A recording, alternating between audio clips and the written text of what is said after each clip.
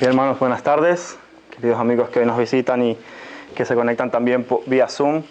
Es un gozo poder estar todos juntos para seguir escuchando y aprendiendo la palabra del Señor. Yo quiero comenzar con un recuerdo muy vivo que tengo de mi infancia.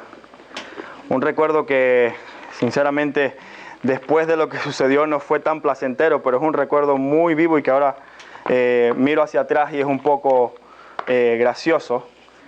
Pero cuando yo era pequeño, recuerdo, mis padres se habían divorciado antes de que yo naciera. Y recuerdo que yo vivía con mi mamá y pasaba todas las vacaciones con mi papá. Y recuerdo que en una de esas vacaciones estaba jugando con los vecinos del barrio, los vecinos de la urbanización, a un juego que se llama Policías y Ladrones. Es como un pilla-pilla aquí en España, pero hay dos equipos. Están los policías que tienen que atrapar a los ladrones. Y para los que no saben, mi papá es militar, ya retirado, pero en ese momento estaba activo. Y a mí se me ocurrió la brillante idea de hacer el juego mucho más real. A mí se me ocurrió la brillante idea de pedirle a mi papá las llaves del coche, ir a su coche, buscar en la guantera de su coche, sacar un cartucho de la pistola y jugar con balas reales, policías y ladrones. Usted se imaginará la cara de mi papá cuando me vio corriendo por toda la urbanización con un cartucho de pistola, gritando alto, alto, alto a todos mis vecinos. Evidentemente el castigo y la reprimenda no se hizo esperar. Pero yo no estaba consciente del peligro que tenía yo en mis manos. Yo no era consciente de lo que esas cosas que tenía en mi mano podían hacer. Gracias a Dios era solamente el cartucho y eso sin una pistola no es tan peligroso. Pero lamentablemente hay muchos niños que no corren con la misma suerte. En el 2019, el año pasado, un niño de 5 años en Dallas, Texas, asesinó de un disparo a su hermanito de 4 años por jugar con una pistola que encontraron en casa. Este año, en mayo de este año, la misma historia se repitió en otra familia. Y esa es la consecuencia, hermanos, aunque yo lo recuerdo, gracias a Dios, por la misericordia de Dios, no ocurrió nada grave. Esa es la consecuencia de ignorar el peligro o el poder que significa y que representa jugar, entre comillas, con las armas. Eso nos muestra que cuando una persona desconoce o no entiende el poder de las armas, y me refiero en general, no solamente en la pistola, cuando se desconoce el peligro o lo que esas cosas son capaces de hacer, nos enfrentamos a consecuencias verdaderamente terribles y lamentables. Y exactamente algo parecido es lo que está ocurriendo en el libro de Hebreos, capítulo 4. El autor de Hebreos viene comentando en el capítulo 4 acerca del reposo de Dios. Y nos va a mostrar hoy cómo la palabra de Dios es el arma más poderosa que existe en el universo. Cómo la palabra de Dios es el arma más poderosa que cualquier otra arma que el ser humano haya creado. Y vamos a ver entonces hoy 2 puntos principales en el sermón de hoy. En primer lugar, ¿qué significa que la palabra de Dios es el arma más poderosa? Y en segundo lugar, vamos a ver cómo está eso relacionado con el reposo de Dios al que Él nos está invitando a entrar. Y al que, como dice el versículo 11, debemos ser diligentes por entrar. Así que te animo a que abras tu Biblia en Hebreos capítulo 4 y vamos a leer desde el versículo 1 hasta el versículo 13. Porque esta enseñanza acerca de la palabra de Dios no la podemos aprender sin perder de vista que está enmarcada en un contexto mucho más amplio acerca del reposo de Dios. Vamos a leer entonces prácticamente todo el capítulo para tener el texto bien fresco en nuestra mente y entender cómo se relaciona. Hebreos capítulo 4, versículo del 1 al 13, dice lo siguiente. Temamos pues, no sea que permaneciendo aún la promesa de entrar en su reposo, algunos de vosotros parezca no haberlo alcanzado. Porque también a nosotros se nos ha sido anunciada la buena nueva como a ellos, pero no les aprovechó el oír la palabra por no ir acompañada de fe en los que la oyeron. Pero los que hemos creído entramos en el reposo de la manera que dijo, Por tanto juré en mi ira, no entrarán en mi reposo. Aunque las obras suyas estaban acabadas desde la fundación del mundo. Porque en cierto lugar dijo así del séptimo día, y reposó Dios de todas sus obras en el séptimo día. Y otra vez aquí, no entrarán en mi reposo. Por lo tanto, puesto que falta que algunos entren en él, y aquellos a quienes primero se les anunció la buena nueva, no entraron por causa de la desobediencia, otra vez determina un día, hoy, diciendo después de tanto tiempo, por medio de David, como se dijo, si oyeres hoy su voz, no endurezcáis vuestros corazones. Porque si Josué les hubiera dado un reposo, no hablaría después de otro día. Por tanto, queda un reposo para el pueblo de Dios. Porque el que ha entrado en su reposo también ha reposado de sus obras como Dios de las suyas. Procuremos, pues, entrar en aquel reposo, para que ninguno caiga en semejante ejemplo de desobediencia. Porque la palabra de Dios es viva y eficaz, y más cortante que toda espada de dos filos, y penetra hasta partir el alma y el espíritu, las coyunturas y los tuétanos, y discierne los pensamientos y las intenciones del corazón. Y no hay cosa creada que no sea manifiesta en su presencia. Antes bien, todas las cosas están desnudas y abiertas a los ojos de aquel a quien tenemos que dar cuenta. Oremos. Padre, gracias te damos por tu palabra. Señor, queremos adorarte por tu palabra. En primer lugar, Señor, porque tu palabra es perfecta y refleja tu perfección. Porque tu palabra es completa y refleja tu plenitud, Señor. Porque tu palabra nos advierte, nos exhorta, nos redarguye, nos corrige y nos muestra tu santidad. Pero también tu palabra nos conforta, nos da seguridad y certeza de lo que hemos recibido en Cristo Jesús. Y muestra tu amor y tu misericordia. Yo te pido, Señor, que hoy en mi propia vida, en mi propio corazón, yo no haga caso, oídos sordos que haga caso, Señor, a tu palabra. Que no menosprecie ni trate con ligereza esta arma tan poderosa que tú has puesto a la disposición de tu iglesia. Y quiero pedirte, Señor, que por medio de ella tú hoy hables a tu congregación, afirme los corazones, que redarguyas también los corazones y convenzas de pecado a quien lo necesite, para que todos vengamos a glorificarte en Cristo Jesús. Amén y amén. Lo primero que vemos, hermanos, en el versículo 12, es una descripción de lo que el autor hace acerca de la palabra de Dios. Una descripción acerca de qué es la palabra de Dios o cuáles son las cualidades de la palabra de Dios, cuáles son los atributos de la palabra de Dios. Y posteriormente, después de escribirla como viva y eficaz, procede a hacer algo que el autor de Hebreos ha hecho ya muchas veces. Procede a comparar. En los antiguos capítulos hemos visto cómo compara a Jesús con diferentes figuras del Antiguo Testamento. Ha comparado a Jesús con los ángeles, ha comparado a Jesús con Moisés, ha comparado aún a Jesús con Josué en el versículo 8 del capítulo 4, cuando dice, porque si Josué les hubiera dado un reposo, no hablaría luego de otro día, diciendo que en Jesús tenemos un reposo mucho mayor. Y en este caso lo que el autor está intentando hacer es mostrar en esas comparaciones la superioridad de Cristo, la superioridad de Jesús ante los ángeles, ante Moisés, ante Josué, para que esa superioridad de Cristo sea el fundamento y la motivación para la perseverancia cristiana. Que esa superioridad de Cristo sea el fundamento y la motivación que nos lleve a perseverar todos los días firmes hasta el final. Pero en el versículo 12, después de describir a la palabra como viva y eficaz, comienza a comparar a la palabra con una espada. Así que vamos a ir poco a poco viendo cuáles son esos atributos de la palabra de Dios y por qué la constituyen el arma más poderosa. Así que vamos a ir con la primera. La palabra de Dios es viva. La palabra de Dios es viva. En el griego esta frase se escribe un poco diferente. Se escribe algo como, porque la viviente palabra de Dios es eficaz. Y esto es importante porque nos revela cuál es el énfasis de la oración.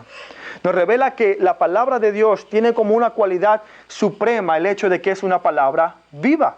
Una palabra que no caduca, una palabra que no tiene fecha de expiración, sino que permanece para siempre. Es una palabra que está presente en todo momento y que sigue hablando el día de hoy a todas las personas. Que sigue hoy operativa, activa, transformando los corazones de las personas. La palabra de Dios es viva.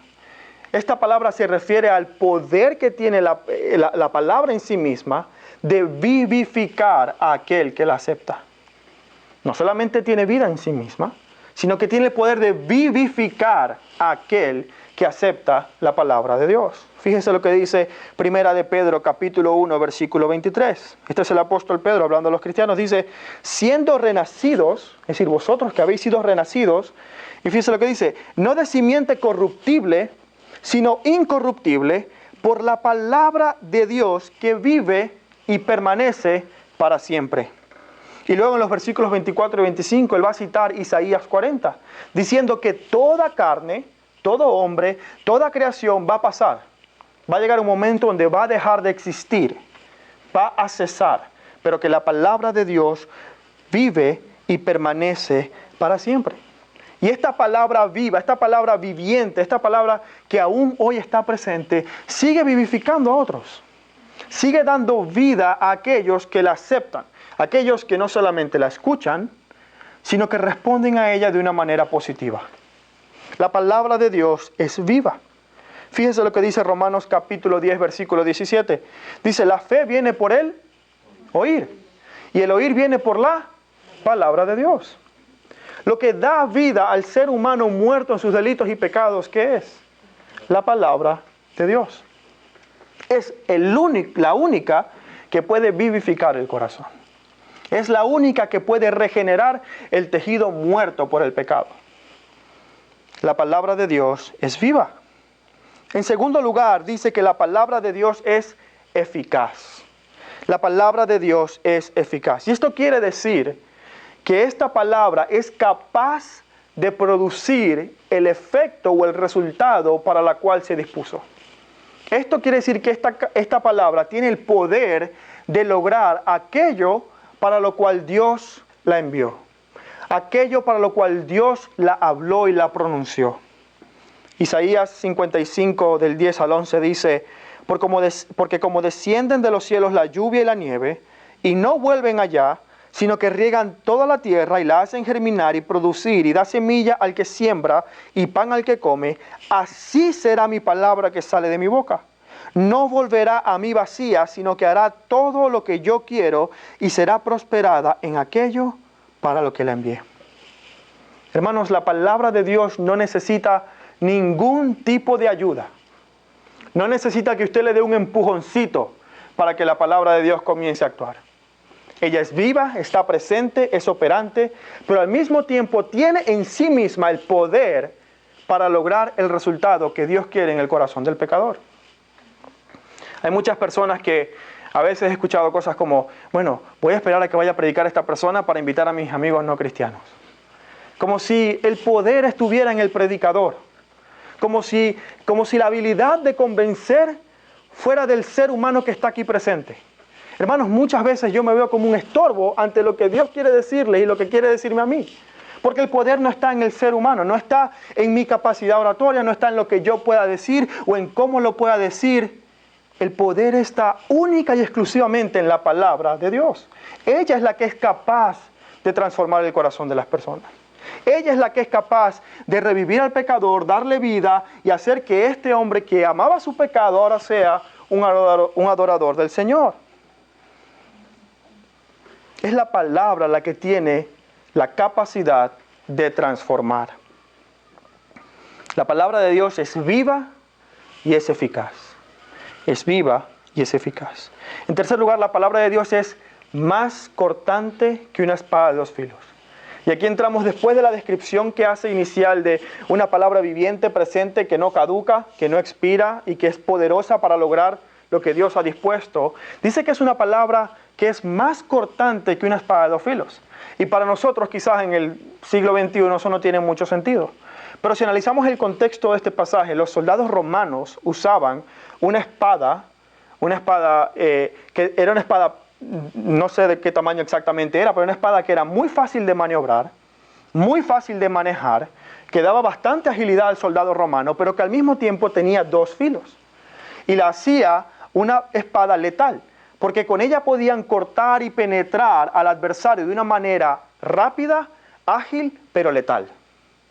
Era una espada tan filosa que podría abrirse camino en la piel muy fácilmente. Cortaba por los dos lados. De modo que cualquier corte por cualquier lado iba a hacer daño, iba a causar daño al contrario. Y cualquier estocada también iba a penetrar rápidamente en la armadura y en el cuerpo de la persona. En ese entonces era una tecnología de punta, literalmente, punta muy filosa. Era una tecnología mortal, letal. Era el arma más poderosa que tenía el Imperio Romano, digamos en una lucha uno contra uno. Y lo que dice el autor de Hebreos es que la palabra de Dios es mucho más cortante que esta espada de doble filo. ¿Eso qué quiere decir? Quiere decir que la palabra de Dios puede penetrar a sitios donde una espada normal no puede llegar. Yo no sé si usted ha usado una espada en algún momento. Bueno, parte de mis aventuras cuando era pequeño, mi papá tenía un sable. Mi papá tenía un sable en casa, recuerdo, que usaban para los desfiles, y yo a veces jugaba con el sable. El sable, gracias a Dios, no tiene filo, porque era solamente para desfiles, pero sí, no es muy fácil de maniobrar. Pero cuando usted tiene una espada, la herida que usted causa en el contrario depende primero de la fuerza que usted tenga, del giro, también depende de la distancia que usted esté del contrario. Si yo estoy muy alejado, tengo que extender mi brazo mucho más para poder herir al otro. De modo que la espada de alguna manera está limitada a mi capacidad para usarla. Pero la palabra de Dios, hermanos, no funciona así. La palabra de Dios no depende de mi habilidad de extender mi brazo para penetrar el corazón del pecador. La palabra de Dios no depende de una habilidad humana para causar ese efecto, sino que es más cortante que cualquier espada de dos filos. Puede llegar a sitios donde el ser humano no puede llegar. Puede penetrar hasta la fibra, hermanos. Es una espada, pero también puede llegar a ser como un bisturí, que corta precisamente donde tiene que llegar y revelar el nervio mismo del ser humano. Para comprender este concepto de una mejor manera, vamos a enfocarnos en estas dos frases que siguen, que describen a la palabra de Dios como una espada. Ahora, esta no es la primera vez que vemos en la Biblia que la palabra de Dios es descrita como una espada. Si usted ha ido a la iglesia por suficiente tiempo, habrá escuchado que tenemos la armadura de Dios, Efesios 6. Y sabemos que tenemos que tomar también la espada del Espíritu, que es la palabra. Apocalipsis 1:16 dice que de la boca de Jesús salía una espada de dos filos. Pero aquí en Hebreos se nos dice algo muy diferente. Se nos dice que es más cortante que una espada, pero también se nos describe cuál es el efecto de esa espada. Y hay dos frases que vamos a estar estudiando en este pasaje. El primero de ellos es, penetra el alma y el espíritu. Y la segunda, discierne los pensamientos y las intenciones del corazón. Mira lo que dice el versículo 12 nuevamente. Dice, porque la palabra de Dios es viva y eficaz y más cortante que toda espada de dos filos. Y penetra hasta partir el alma y el espíritu y las coyunturas y los tuétanos y discierne los pensamientos y las intenciones del corazón. La palabra de Dios, hermanos, llega a lo más profundo. La palabra penetra significa literalmente abrirse paso, llegar hasta un punto donde no hay acceso. Es como, sí, penetrar, es eso. Es como una puñalada. Llegar a un punto que estaba cerrado, abrirse paso, cortar hacia adentro y llegar a una profundidad que no se veía. Ahora, usted con una espada puede llegar a un órgano, puede llegar a un hueso, puede incluso llegar a partir un hueso, o incluso puede atravesar a una persona. Pero jamás va a poder llegar a lo más profundo del ser humano. Y no hablo del aspecto físico, sino que hablo del aspecto espiritual. No importa cuán fuerte usted sea, no va a poder llegar a aquello que usted no puede ver. Pero la palabra de Dios llega hasta el alma y el espíritu. Ahora no quiero perder mucho tiempo explicando a qué se refiere alma y espíritu, porque no es tan relevante para el tema. Hay muchas personas que lo ven como cosas distintas, pero lo que el autor está haciendo realmente no está diciendo, bueno, son dos cosas distintas. Su preocupación, o lo que nos quiere decir es que la palabra de Dios llega a la parte inmaterial del ser humano, a la parte espiritual, a lo no visible. Allí donde se encuentra la esencia misma del ser. el alma, el espíritu, el corazón, los pensamientos, las intenciones, donde se albergan todos nuestros afectos, donde se albergan todos nuestros deseos. Hasta allí penetra la palabra de Dios. No hay absolutamente nada que esté fuera de su alcance. No hay nada en tu vida, en tu ser, en tu mente, en tu corazón, que esté fuera del alcance de la palabra de Dios. Absolutamente nada. Absolutamente nada. Ahora, ¿qué ocurre cuando la palabra de Dios llega tan profundo en el ser humano? Fíjese lo que dice la siguiente frase. Y discierne los pensamientos y las intenciones del corazón. Esta palabra discierne es muy, muy interesante. De hecho, la vemos en otras partes de la Biblia en español. Pero en griego, esta palabra particularmente aparece únicamente en este versículo en Hebreos. Y se refiere a la habilidad que tiene la palabra de Dios, o lo adecuada que es la palabra de Dios para juzgar y determinar lo que es bueno y lo que es malo de nuestros pensamientos e intenciones. De modo que no solamente llega profundo, sino que revela verdaderamente la naturaleza de nuestros pensamientos y de nuestras intenciones. Yo no sé si usted sabía esto, pero yo no lo sabía. Pero en términos legales, hay un concepto que se llama homicidio culposo. Y eso se refiere a un homicidio, un asesinato que se hace sin intención. Es decir, una persona que por accidente mata a otra persona, sin querer hacerlo, donde no hay intención de asesinar. Y ese es un crimen. Aunque no haya intención, es un crimen. La razón por la que le digo esto es porque lo que se juzga en ese momento no es la intención o la falta de la intención. Lo que se juzga es el hecho en sí. Si usted tiene asesinato con intención o premeditación y asesinato sin intención. El ser humano solo puede juzgar ¿qué cosa? Lo que ve. Solo puede juzgar que de hecho se ha muerto una persona. Alguien ha matado a otra persona. Con intención, sin intención, puede cambiar la condena, pero solo me baso en el hecho de que has matado a alguien. Lo interesante de esto, hermanos, es que la palabra de Dios no funciona como la justicia humana. La palabra de Dios no funciona de la misma manera. La palabra de Dios juzga aquello que nosotros no podemos ver. Es muy diferente. Usted puede juzgar un asesinato sin intención, pero no puede juzgar una intención no ejecutada, ¿cierto? Puede juzgar un asesinato sin intención, pero no una intención sin asesinato, humanamente hablando. Pero la palabra de Dios juzga, revela, expone los deseos, las intenciones y los pensamientos. Es decir, va mucho más allá de lo que el ser humano puede llegar. Va mucho más allá de donde cualquier hombre, por medio de cualquier arma, puede llegar. ¿Qué quiere decir esto? Fíjense lo que dijo el Señor Jesucristo. Vosotros habéis oído que no mataréis. Pero yo os digo que si en tu corazón odias a tu hermano, ya has asesinado. Ahora, por la ley, no he matado a nadie. Pero en mi corazón, la intención, el desearle mal a otra persona, es contado exactamente igual que si lo hubiera asesinado de hecho. Así de profunda y así de adecuada es la palabra de Dios para discernir los pensamientos y las intenciones del corazón. Lo mismo con el adulterio.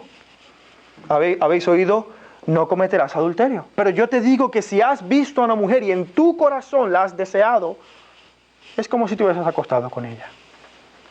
El estándar moral de la palabra de Dios es mucho más profundo que cualquier código del ser humano. Puede llegar mucho más allá de donde nosotros podemos llegar.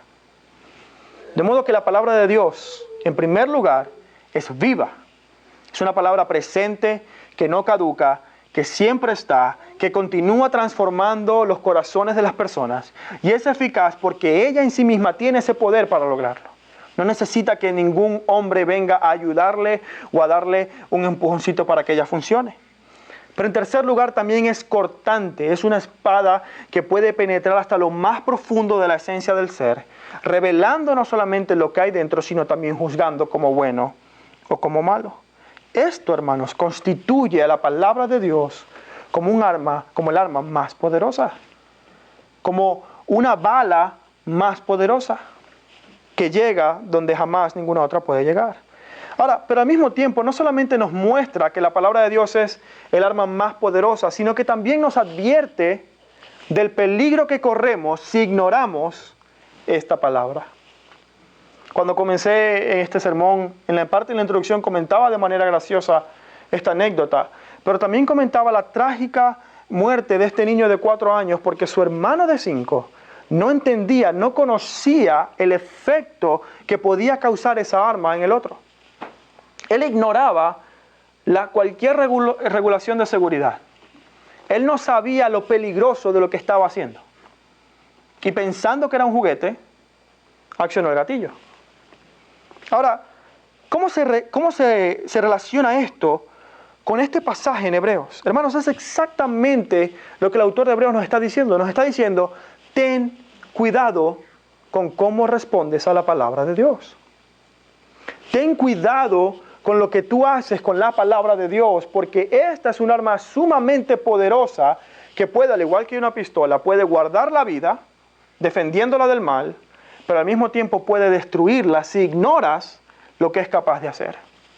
Si no prestas atención a cuál es su poder. Fíjense lo que dice Hebreos 4:11, un versículo antes. Dice, procuremos pues entrar en aquel reposo para que ninguno caiga en semejante ejemplo de desobediencia. En todo este capítulo 4, el autor de Hebreos nos está diciendo, hay un reposo mayor. Hay un reposo mucho mejor que el reposo que experimentó el pueblo de Israel. Y nos está dando como ejemplo al mismísimo pueblo de Israel. Y nos está diciendo, ellos no entraron en ese reposo porque al igual que a ese niño de 5 años, desconocían los peligros de ignorar la palabra de Dios. Desconocían el peligro al que se enfrentaban cuando veían la palabra de Dios y la rechazaban por su terquedad, por su necedad, por su incredulidad y porque amaban más estar en Egipto, su pecado, su esclavitud en Egipto, que confiar en la palabra de Dios. El peligro al que nos enfrentamos, hermanos, no es un juego. No es simplemente, bueno, ya pasó, no lo escuché, la próxima vez lo haré diferente. No, fíjense lo que dice versículos más atrás.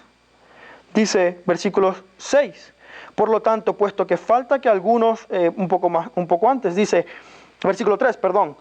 Pero los que hemos creído, entramos en el reposo de la manera que dijo, por tanto juré en mi ira, no entrarán en mi reposo. Aunque las obras suyas ya estaban acabadas desde la fundación del mundo. Porque en cierto lugar dijo, y reposó Dios de todas sus obras el 7º día. Y otra vez aquí dijo, no entrarán en mi reposo. Por lo tanto, puesto que falta que algunos entren, y esta es la parte clave, y aquellos a quienes primero se les fue anunciado la buena nueva, no entraron a causa de la desobediencia. Uno anterior, si usted lee el versículo 2, dice al final del versículo 2, no entraron por no ir acompañada de fe en las que los oyeron. ¿Qué quiere decir esto? Que ante el peligro inminente de ignorar la palabra de Dios, esta arma que puede juzgar tus intenciones, estas personas hicieron caso omiso a las advertencias que esta misma palabra le hacía. Decidieron no escuchar, rechazar y tener un corazón duro en contra de esta palabra. ¿Y cuál fue la consecuencia? Se perdieron eternamente el reposo que Dios tiene para su pueblo. No era un reposo en Canaán, no era entrar a la tierra prometida, era el reposo contemplativo de pasar la eternidad con el Señor.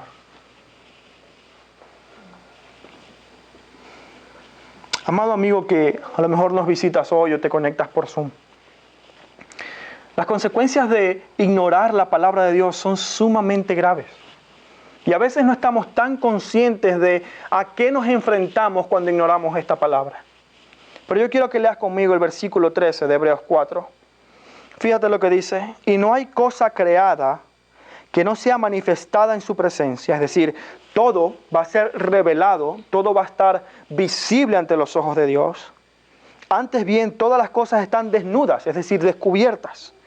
Y abiertas a los ojos de aquel a quien tenemos que dar cuenta.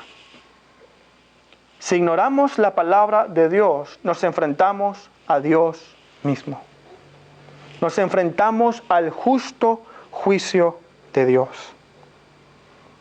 Llegará un momento en nuestra vida donde todos vamos a morir. Vamos a pasar de este punto terrenal a un plano espiritual. Y cuando llegue ese momento vamos a encontrarnos delante del juez del universo y Él va a juzgarnos conforme a su palabra, no conforme a mi palabra, no conforme a lo que yo le diga, sino conforme a lo que Él ha dicho. Y ahí no va a valer que yo diga, yo no he matado a nadie, yo no he robado a nadie. No, Él va a decir, mi palabra dice esto. Y ese será un juicio justo. Ese será un juicio que todos tendremos que enfrentar. Y quizás algunos que no han creído en Cristo querrán esconderse, al igual que Adán y Eva en el Edén, en medio de los arbustos. Pero ahí no hay escondite seguro, no hay escondite posible. Amado amigo, yo te animo a que hoy no endurezcas tu corazón contra la palabra de Dios. No hagas caso omiso al peligro inminente al que nos enfrentamos por ignorar esta palabra, sino que en tu corazón dispongas para creer y aceptar su poder y veas lo que dice acerca de tu condición como pecador. Pero que también veas la promesa que da en Cristo Jesús. Para que veas lo que afirma por medio de ella misma, que Cristo Jesús es el único en el que hay salvación. Te animo a que puedas responder en obediencia, y esa obediencia, esta palabra que ha sido anunciada, de arrepentirse y creer en el Evangelio. Pero no solamente hay consecuencias para una persona incrédula al ignorar la palabra de Dios. Hay consecuencias también para la iglesia. Hay consecuencias para la iglesia si ignoramos usar la palabra de Dios como el centro de todo lo que hacemos, como el arma más poderosa que tenemos. Y hay 3 aspectos en los que corremos riesgo si ignoramos la palabra de Dios. Y quiero ser muy breve en esto. El primero de ellos es evangelismo. Si ignoramos la palabra de Dios, esto se verá reflejado en nuestra manera de evangelizar. Hermanos, muchas iglesias están buscando marketing, están buscando programas, están buscando maneras de alcanzar al perdido para atraerlo y que pueda venir y se sienta cómodo en la iglesia.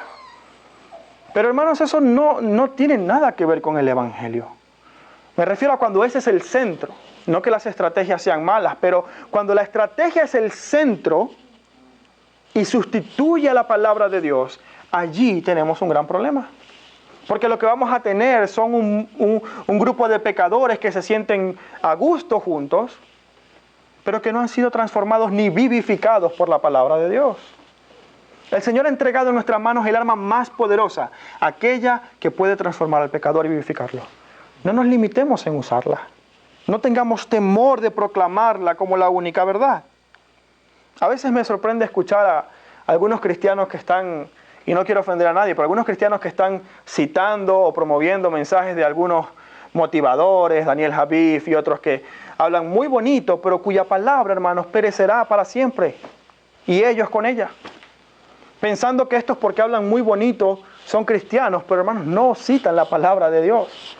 No hablan la palabra de verdad. Son muy elocuentes y suenan muy bien, pero no tienen efecto alguno para resolver el verdadero problema del pecado. En segundo lugar, hermanos, afecta nuestra enseñanza. Como iglesia, si no nos centramos en la palabra de Dios y no usamos la palabra de Dios como el arma más poderosa que tenemos, no vamos a poder nutrir la vida de aquellas personas que vienen a nuestra congregación. Yo recuerdo en un taller que un pastor me decía, Eddie, el domingo las personas vienen cansadas, vienen debilitadas, vienen desanimadas por el problema del pecado, por las circunstancias de la vida. No los entretengamos con jueguitos y saltos. Démosles la palabra que puede restaurar su alma. Démosle la palabra que puede oxigenar todos esos problemas que tienen en la vida. Nuestra enseñanza va a carecer de un fundamento sólido si no nos centramos en la palabra de Dios. En tercer lugar, para la iglesia, afecta nuestro crecimiento. Y no hablo crecimiento numérico, hablo un crecimiento cualitativo. Hermanos, es mucho mejor como iglesia tener 10 miembros que verdaderamente glorifiquen a Cristo que muchos asistentes que viven una vida pagana. La iglesia no puede crecer, bíblicamente hablando, de otra manera si no se centra en la palabra de Dios. Pero no solamente la iglesia como grupo, también hay consecuencias individuales para el cristiano si ignora el poder de la palabra de Dios. Recientemente hablé con una amiga que estudió conmigo en el colegio. Yo recuerdo cuando el Señor me salvó a la edad de 16 años, ella era la única creyente, bueno, ella y su hermana eran las únicas creyentes del salón, en el colegio donde estudiaba. Y era una persona muy activa, una persona que muy involucrada en el ministerio juvenil. Y hablé con ella esta semana, hace 4 días. Y fue muy triste, hermanos, ver cómo ella ha abandonado completamente la fe. Fue muy doloroso. Les comento que ha sido muy doloroso para mí saber que ella ahora vive una vida completamente acomodada al mundo, en todo aspecto. Y ahora rechaza completamente la palabra de Dios. El pecado ya no es una mortificación para ella, ya no tiene efecto en ella. Su corazón está completamente endurecido. Y al escuchar la palabra dice, bueno, esa es tu verdad. Yo tengo ya mi pensamiento, cambié mi manera de pensar. Y es increíble cómo para el cristiano la palabra de Dios es fundamental si quiere permanecer firme hasta el final. Si usted quiere mantenerse firme hasta el final, no puede vacilar con la palabra de Dios. Estos judíos que entraron a la tierra prometida fueron aquellos que obedecieron. Pero ¿qué ocurrió con los que caminaron 40 años en el desierto y desatendieron la palabra de Dios? Murieron en el desierto. No perseveraron hasta el final y no entraron en la tierra prometida porque no tomaron en serio la palabra de Dios. Es el mismo caso que estaba ocurriendo a los cristianos a quien el autor de Hebreos les escribe. Estaban siendo tentados con volver al judaísmo por temor, por la persecución, por comodidad, por diferentes motivos. Y Él les dice, a menos que escuchéis la palabra de Dios y atendáis a ella, no vais a perseverar hasta el final. Os vais a perder ese reposo. Si el cristiano quiere perseverar verdaderamente hasta el final, debe tener la palabra de Dios en el centro de su vida. Y en segundo lugar, es aquella que nos ayuda a luchar contra el pecado. Efesios 6 es un pasaje muy conocido por algunos de nosotros. La armadura de Dios. No podemos salir a luchar con nuestra propia carne contra el enemigo desprotegidos, porque el pecado, Satanás, los demonios, el mundo, todas esas huestes celestiales de maldad son mucho más poderosas que nosotros. No podemos pensar que yo puedo resistir eso por mis propias fuerzas. Necesito toda la armadura de Dios y eso incluye la espada, que es la palabra del Espíritu. No podemos resistir al pecado ni la tentación si su palabra no está constantemente en nuestro corazón y nuestra mente. De modo que la palabra de Dios es el arma más poderosa que tenemos en la iglesia. Aquella que es viva y eficaz, capaz de vivificar al pecador, de lograr ese resultado, de penetrar hasta lo más profundo, revelar y exponerlo ante el Señor. Hermanos, no dudemos ni un minuto en usarla con el mundo ni con nosotros mismos. Quisiera terminar leyendo nuevamente el pasaje. Porque quisiera que nos fuéramos de aquí, hermanos, con la convicción en nuestra mente y recordando lo que Dios ha puesto a nuestra disposición. Lo que Dios nos ha regalado en su palabra.